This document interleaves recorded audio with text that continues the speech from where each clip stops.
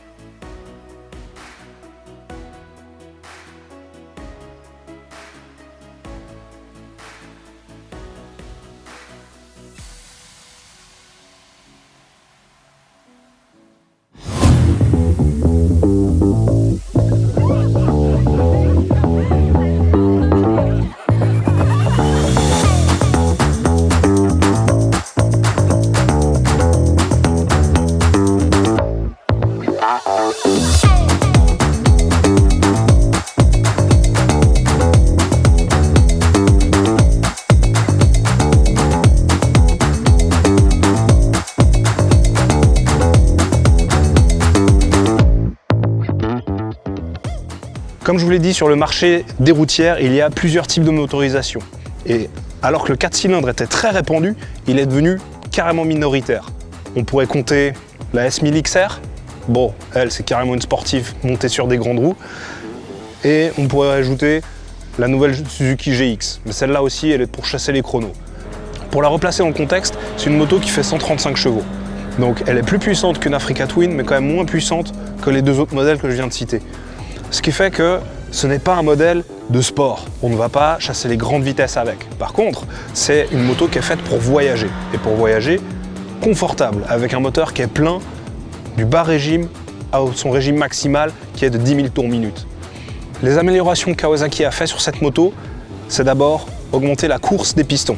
En augmentant la course et en déplaçant la culasse, ils ont augmenté la cylindrée. Ils sont passés de 1043 à 1099 cm3. Puis ils ont adouci la pointe des cames. Comme ça, on avait plus de couple qui sortait du moteur plutôt que chercher la puissance. Grâce à cette course supplémentaire, le moteur a gagné en puissance. On a gagné 15 chevaux. Au lieu de 120, on a 135 chevaux. On a aussi gagné 10 Nm de couple. Au lieu de 102, on est monté à 112. Mais par contre, il y a un côté négatif à tout ça, c'est qu'on a toujours un certain poids à déplacer. Cette moto, telle qu'on l'a sous les yeux, pèse 259 kg en ordre de marche, ce qui est quand même assez important. On peut légèrement descendre ce poids si on sélectionne le modèle avec la suspension mécanique, c'est-à-dire la Versys 1100 S. Nous avons essayé la Versys 1100 SE, qui a une suspension électronique qui va fonctionner avec les stratégies ground hook. Donc elle va constamment analyser les conditions de circulation pour pouvoir offrir le meilleur amortissement possible et nous assurer un confort du plus haut niveau en tout temps. Le tableau de bord de cette Versys 1100, c'est à la fois un écran et un compteur analogique. C'est un choix de designer. Efficacité, pas vraiment. C'est surtout sympa pour le look. On a une aiguille qui fait beaucoup de chemin pour aller toucher la zone rouge et à côté on a un écran qui contient beaucoup d'informations. Cependant, cet écran, il a une fonction de contraste. Soit le fond est blanc et le texte est noir, soit l'inverse. Seulement, il n'y a pas de capteur de luminosité. Donc c'est nous, en roulant, qui devons appuyer sur le bouton Reset lorsqu'on entre dans un tunnel pour ne plus être ébloui par l'écran qui va être blanc toute la journée et qu'on va vouloir noir la nuit. Un inconvénient que j'ai constaté aussi sur cette moto en roulant, c'est les vibrations qui sont générées pour les mains. Le guidon est très large et on a quand même pas mal de vibrations qui remontent jusqu'au bout des doigts. J'ai essayé avec 2 paires de gants différentes, j'ai pas réussi à me débarrasser de cette sensation. Cette moto, elle est livrée avec une selle à 840 mm de hauteur. Elle existe avec une seconde selle qui, elle, est à 820 mm. Si ces 2 cm de différence apportent plus de confort pour vous, sachez que je fais quand même 1m85, donc avec la selle à 840 mm, c'était pour moi la hauteur parfaite, parce qu'en plus j'avais une bonne protection offerte par la moto. À savoir que la protection sur les jambes est très bonne, le moteur étant large, les habillages autour le sont aussi, donc on est bien à l'abri pour le bas du corps. Et pour le haut du corps, eh bien, ces énormes protège-mains sont de série. Donc les mains sont à l'abri du vent, ils dévient beaucoup autour des épaules, et ensuite on a cette grande vitre réglable en hauteur qui, elle, offre également une excellente protection. Malheureusement, elle est réglable à vis. Elle n'est pas à réglage électrique, même si pour une référence du tourisme routier, on aurait pu imaginer que le réglage électrique soit un plus. Ça devait probablement faire changer la classe de prix de cette moto. Donc Kawasaki s'est tourné sur ce système à vis.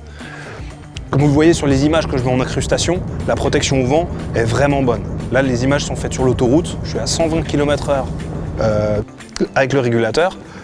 La vitre est en position haute et vous voyez que mon casque et mes épaules sont absolument libérés de toute pression du vent. Donc, à bord de cette moto, je m'imagine tout à fait faire ces très longues distances avec. Et surtout, c'est d'une stabilité à toute épreuve. Là, j'étais simplement en mode road, sur la route, régulateur de vitesse enclenché, et la moto, elle ne bougeait tout simplement pas. Elle garde le cap, avec simplement le poids du corps et le regard. La moto empruntait les virages de l'autoroute sans aucun souci. Donc là, on s'imagine tout à coup pouvoir faire de très longues étapes à bord de cette moto en tout confort. À noter qu'on avait les valises. Certes, elles n'étaient pas pleines, mais avec les valises, malgré tout, le confort et la tenue de cap étaient excellents. Sur les routes sinueuses, bien sûr, c'est une moto qui est quand même lourde, longue, avec un très grand guidon et on est assis relativement haut. Donc le centre de gravité est aussi plutôt élevé. Mais dans le sinueux, on arrivait quand même à bien s'amuser avec la moto, déjà parce que la suspension participe très bien à l'exercice, elle va vraiment maintenir la moto sur ses roues, on va se sentir en sécurité avec un bon retour d'information. Le système de freinage avec l'ABS sur l'angle et toute la technologie que Kawasaki aime mettre en avant, mais cette fois-là, on n'a pas fait une conférence de 2 heures sur l'électronique de cette moto, on nous a simplement dit « partez rouler ». Autre amélioration faite sur cette moto, le shifter. Précédemment, il ne fonctionnait qu'à partir de 2500 tours minute. Là, ils ont revu leur logiciel, il permet de l'utiliser même en dessous. C'est-à-dire à partir de 1500 tours, on peut déjà se servir du shifter. S'en servir ne veut pas dire qu'il va fonctionner à merveille. Bien sûr, quand on a peu de régime moteur, un shifter aura de la peine à passer une vitesse. Malgré tout, j'ai quand même trouvé qu'il répondait très bien à mes sollicitations et on arrivait parfois dans des épingles à faire des 2-1 sans craindre le faux point mort. Idem, sortie de virage, 1-2 sans crainte de faux point mort. Donc ça, c'est un bon point côté shifter qui a gagné en fonctionnalité et en confort d'utilisation. La moto a 3 modes de conduite, Rain, Road et Sport. Rain, bien sûr, il n'y a pratiquement plus de puissance. La moto est faite pour se sortir de situations d'adhérence précaire. Entre Road et Sport, difficile à dire lequel je préférais. Il y en a un qui était plus confortable, l'autre qui était plus sportif. Mais même confortable, on ne perdait pas tant d'efficacité que ça. Donc autant garder un peu de confort et faire du sport plus longtemps. Il y a un 4e mode qui lui permet de régler les suspensions telles qu'on le souhaite et le réglage sera ensuite figé. C'est à la place d'utiliser des tournevis sur la suspension qui, pour la SE, est électronique. Depuis son apparition en 2018, cette moto a très peu changé.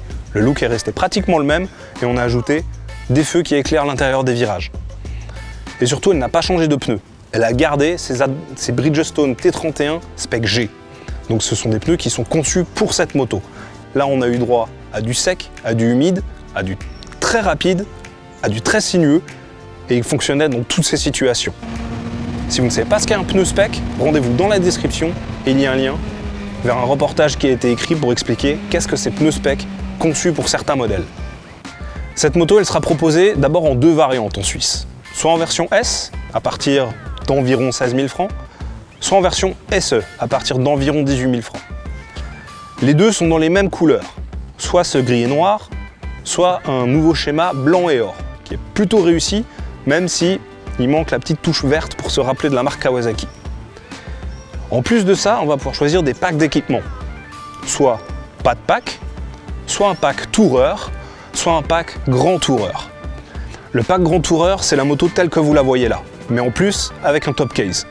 C'est-à-dire les valises, le support GPS, les feux additionnels, les pare carter et encore d'autres pièces.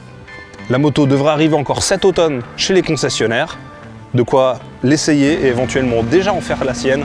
J'imagine que cette moto, c'est vraiment une moto qui est faite pour les roule toujours. Celle-ci, elle prendra la route quoi qu'il arrive. Je vous remercie d'avoir suivi cette vidéo jusqu'ici. Je vous invite à laisser un like, commenter si vous avez des questions sur cette moto, mais aussi à vous abonner à notre Instagram où vous pouvez poser des questions lorsqu'on est en déplacement et qu'on essaye de nouvelles motos.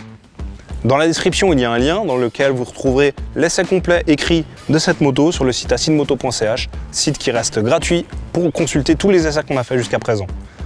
Abonnez-vous à cette chaîne YouTube pour être au courant lorsqu'un nouvel essai est publié. Et moi, je vous dis à bientôt pour un nouvel essai sur la chaîne acidmoto.ch.